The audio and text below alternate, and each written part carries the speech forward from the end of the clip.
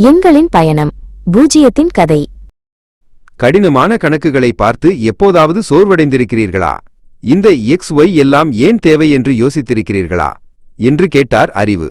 அவர் ஒரு நவீன வகுப்பறையில் சிக்கலான சூத்திரங்கள் நிறைந்த கரும்பலகையின் முன் நின்றிருந்தார்.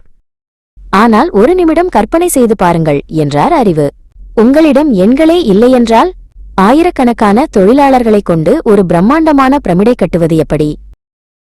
நமது முதல் நிறுத்தம் பண்டைய எகிப்து என்று உற்சாகமாக கூறினார் அறிவு.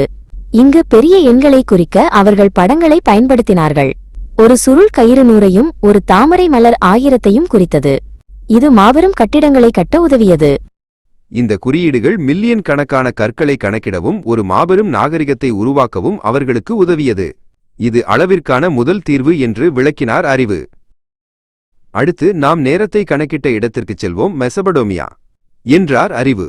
அவர் இப்போது ஒரு பழங்கால ஜிகரட்டின் உச்சியில் நட்சத்திரங்கள் நிறைந்த வானத்தின் கீழ் நின்றிருந்தார். பாபிலோனியர்கள் 60ஐ அடிப்படையாக கொண்ட ஒரு முறையை பயன்படுத்தினார்கள். 60 என்ற எண்ணை பல எண்களால் எளிதாக பிரிக்க முடியும். வானியலுக்கும் நேரத்தை கணக்கிடுவதற்கும் இது மிக உதவியாக இருந்தது. இன்றும் 1 மணி நேரத்திற்கு 60 நிமிடங்கள் பயன்படுத்துவதற்கு காரணம் அவர்கள்தான். நமது இறுதி நிறுத்தம் மத்திய அமெரிக்கா. இங்கு வாழ்ந்த மாயன்கள்தான் உண்மையான கணித மேதைகள் என்றார் அறிவு. அவர் இப்போது ஒரு மாயன் கோயிலின் முன் நின்றிருந்தார். அவர்கள் புள்ளிகளையும் கோடுகளையும் எண்களாக பயன்படுத்தினார்கள். ஆனால் பூஜ்ஜியத்தை ஒரு வெறும் இடங்காட்டியாக மட்டும் பார்க்காமல் அதை ஒரு முழுமையான எண்ணாக மாற்றிய பெருமை பண்டைய இந்தியாவிற்கு சேரும் என்றார் அறிவு. காட்சி ஒரு பழங்கால இந்திய பல்கலைக்கழகத்தின் முற்றத்திற்கு மாறியது. இங்குதான் ஆரியபட்டர் மற்றும் பிரம்மகுப்தர் போன்ற மாபெரும் கணித மேதைகள் இன்று நாம் பயன்படுத்தும் தசம எண் முறையை உருவாக்கினார்கள். இந்தியர்கள் பூஜ்ஜியத்திற்கு விதிகளை வகுத்தார்கள். எந்த எண்ணுடன் பூஜ்ஜியத்தை கூட்டினாலும் அல்லது கழித்தாலும் அதே எண் கிடைக்கும்.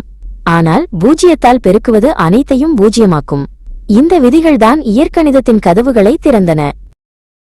இந்த ஹிந்து அரபு எண்கள் அரபு வணிகர்கள் மற்றும் அறிஞர்கள் மூலம் உலகம் முழுவதும் பரவியது. இந்த எளிமையான 10 குறியீடுகள் 0 முதல் 9 வரை சிக்கலான கணக்கீடுகளை மிகவும் எளிதாக்கியது. இது அறிவியல் மற்றும் தொழில்நுட்பத்தில் ஒரு மாபெரும் பாய்ச்சலுக்கு வழிவகுத்தது. இன்று நாம் பயன்படுத்தும் ஒவ்வொரு கணக்கும் இந்த பண்டைய மேதைகளின் தோள்களில் நின்றே கட்டமைக்கப்பட்டுள்ளது.